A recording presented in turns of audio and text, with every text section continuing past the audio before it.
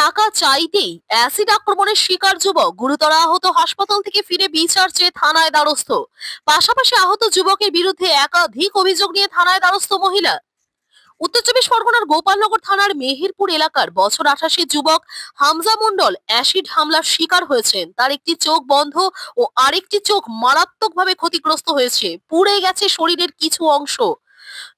আশমাতারা বিবি ও তার স্বামী আব্বাস মণ্ডল হামজা মণ্ডলের উপর এই আক্রমণ করে বলেই অভিযোগ। পরিবার ও স্থানীয় সূত্রে জানা যায়, হামজা মণ্ডল 7ই জানুয়ারি রাত 9:30 নাগাদ আশমাতারা বিবি ও তার স্বামীর বাড়িতে যান পাওনা টাকা চাইতে। অভিযোগ, সেখানে গোপালনগর থানার বাসিন্দা আশমাতারা বিবি ও তার স্বামী বিনা কারণে হামজা মণ্ডলের সঙ্গে তর্ক বিতর্কে জড়িয়ে পড়েন।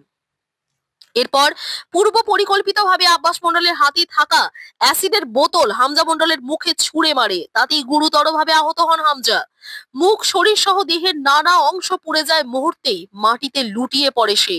স্থানীয়রা চিৎকার শুনে ঘটনাস্থলে ছুটে এসে তাকে উদ্ধার করে বনগাঁ মহকুমা হাসপাতালে নিয়ে যান।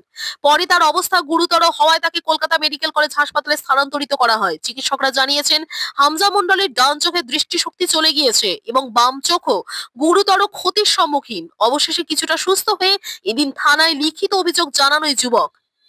পাশাপাশি আহত যুবকের বিরুদ্ধে পাল্টা একাধিক অভিযোগ এনেছে ওই দম্পতি। থানায় অভিযোগও জানিয়েছেন।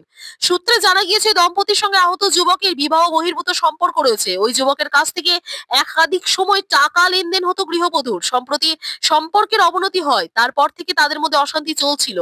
গোটা ঘটনা তদন্তে নেমেছে গোপালনগর থানার পুলিশ। কি করে হলো ঘটনাটা? ঘটনাটা হলো, যখন ওর কাছে ফোন করে তখন আমাদের ছাদের উপরে খুব খুব কান্নাকাটি আওয়াজ, ঝগড়া হচ্ছে। তখন আমি বললাম যে কি হচ্ছে, তা বললো যে আমার কাছে ফোন করেছে, আমার এরকম জাতি বলছে। বলার পরে এবারে ও বেরিয়ে গেল, কান্নাকাটি মুখ টুক কালো করে গেল। যাওয়ার পরে সেদিনকে ও আমাকে বললো যে তুমি ভাত টাত রান্না করে থোয়া, আমি সকালে চারে ব্যবসায় যাব বলে আমি সব কিছু গুছিয়ে সব কিছু রেখে দিয়েছি। আমি ফোন করছি, ফোন আর তুলছে না, আমার ফোনই তুলছে না।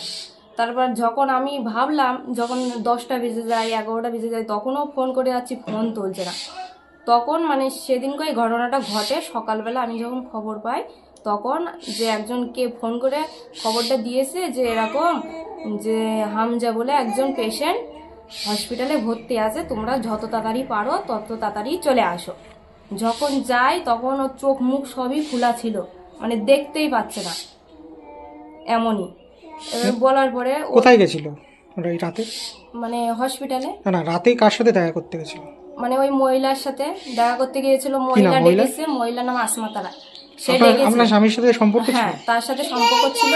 সে এখন ফোন করে তাকে বলেছে যে তুমি আসো। যে ও বলেছে যে আমি ফোন তুলছি না বলে ওকে গালাগালি দিয়েছে। দেওয়ার পরে বলছে হ্যাঁ বোর সাথে টাইম দাও, তুমি আমার কাছে কেন আসছো না বলে ও গিয়েছে। ও টাকা পায় বলে ও গিয়েছিল। যাওয়ার পরে ঘটনাটা ওখানেই ঘটে, ওদের বাড়িতেই হয়। ওই মহিলা ষড়যন্ত্র করা ছিল যে ওর আমি চোখ দুটোই ক্ষয় করে দেবো, যে ওর চলে খাওয়ার মতন যেন ওর কোনো অস্তিত্বই না থাকে। ওর জন্য চোখ দুটো ওর ক্ষয় করে দিয়েছে। যদি ও একটা পা ভাঙতো কি হাত ভাঙতো তাও একটা মানা যায়। ও সারা জীবনের মতন করে খাওয়ার জিনিসটাই হারিয়ে দিয়েছে। তার জন্য সাজা হয়, সে যেন সাজা পায়। আইনি যেটা হবে, যেটা বলবে আইনে সেটাই যেন হয়। কেন আজকে আমার স্বামীকে ওরম করেছে, সে পরবর্তীকালে অন্য জায়গায় আর একজনকে ক্ষতি করবে। এর জন্য সাজা আমরা চাই, ওর যেন সাজা হয়। আমার একটা মেয়ে আছে, মেয়েটার বয়স 3 বছর। আমার সংসারটা কে ধরবে? এখন আমার সংসার ধরার মতন কারোর হালই নেই। আমার শ্বশুর আছে বয়স্ক। আমার সংসারে এখন আমার এই মেয়েই আমি কিভাবে মানুষ করব? এখন কিভাবে আমি সংসারটা চালাবো? কি নাম আপনার? আমার নাম রুনা মণ্ডল। স্বামীর নাম? স্বামীর নাম হামজা মণ্ডল। আমার হয়েছিল যে আসমা বিবি বলে মেয়েটা, তার সাথে 2 বছর আগের সম্পর্ক ছিল।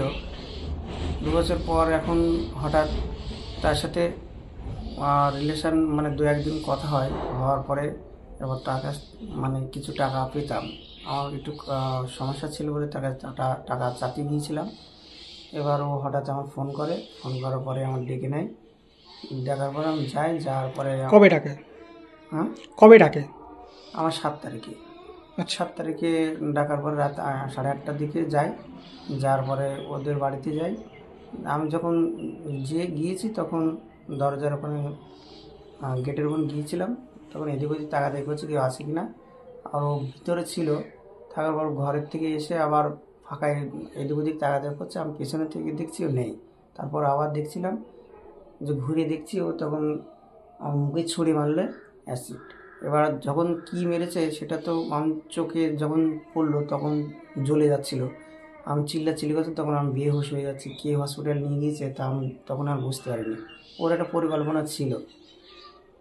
এখন দুটো চোখই তো নষ্ট হয়ে গেছে আপনার। আমার এখন দুটো চোখেই নষ্ট হয়ে গেছে, একটা চোখে আবসা দেখছি, সেটা আর এখন আর বুঝতে পারছি না। ডাক্তার অভরসা দিয়েছে ঠিক হবে না। এখন আমার তো একটা বাচ্চা আছে, মেয়ে আছে, বউ আছে, এখন করা খাওয়ার মতো কিছু নেই, আমার পাশে কেউ নেই। আর সে এখন রাজপ্রসাদের মতন সে বসে আছে, আমার পাশে সে এখন আর নেই। আমাকে 2 চোখ ক্ষতি করে দিয়ে সে তার মতন সে রয়েছে, আমার পাশে কেউ আসছে না। মানে যে সময় অ্যাসিডটা মেরেছিল বলছেন, সে সময় আপনি কি দেখেছিলেন উনিই ছিল? তখন আমি ঘুরে দেখি ওই ছিল, ওই তখন ছুরি মারে। হুম। এবার তারপরে কে কোথায় এসেছে সেটা আমি দেখতে পাইনি। থানাতে অভিযোগ করেছেন? আমি থানাতে অভিযোগ করেছিলাম। আমি তখন বনগাঁ হসপিটালে ভর্তি ছিলাম, ওখানে ট্রান্সফার করে কলকাতা মেডিকেল হসপিটাল নিয়ে গেছিলো। ওখানে 4-5 দিন থেকে বাড়িতে এসেছি। এসে তারপরে আমার সবাইকে চাপ দিল যে কে এরকম করেছে। তখন সবাই গ্রামের লোকে ওরা সবাই দোষ দিল যে ওখান থেকে হয়েছে। ওই গ্রামের লোক এখানে এসেছিলো, বলতে এসেছিলো এই গ্রাম নিয়ে। তারপরে অভিযোগটা করা হয়েছিল। যে কবে করেছেন থানাতে অভিযোগ? আর ডাক্তারবাবু বলেছিল যে আমরা গায়ে হাত দেবো না, যে কে এরকম করেছিল সেটা আগে বলো, তারপর আমরা গায়ে হাত দেবো। তারপরে এটা বলা হয় যে এরকম বিষয়টা আমি ভয়তেই বলতে পারিনি, কারণ আমার মার্ডার করা হুমকি ওখান থেকে এসেছিলো, সেই জন্য আমি ভয়তে বলতে পারিনি। আচ্ছা, তারপরে তো থানাতে অভিযোগ করেন? তারপর থানাতে অভিযোগ করি। এবার আমার দুটো চোখ তো গেছে, আমার মানে আমার করে খাওয়ার মতো নেই। আমার ভবিষ্যৎ একদম শেষ, আমি কিছু দুনিয়া দেখতে পাচ্ছি না। একটা দুটো চোখ না থাকলে কি হতে পারে? কি করেন আপনি? আমি টোটো চালাই। কি চাইছেন এখন? আমি চাইছি যে আমার যা দুটো চোখ ফ্রি পায় সে ব্যবস্থা সবাই মিলে একটু করতে চাই। আর আসামির কি হবে সেটা বলো। আর সে যাতে সে আমার দুটো চোখ যদি না ফিরে দেয় তো সেই জন্য শাস্তি পায়। হ্যাঁ, আমার যে ক্ষতি করেছে সেই জন্য শাস্তি পায়। আমার চোখ না ফিরে দিতে পারলে সেই জন্য শাস্তি পায়, কেন তার মতন সে রয়েছে, আমার পাশে নেই। ঠিক, আপনার আমার নাম? মেরে দিয়ে তার মতন সে দাঁড়িয়ে রয়েছে, কি নাম? পাশে নেই। কি নাম আপনার? আমার নাম হামজা মন্ডল।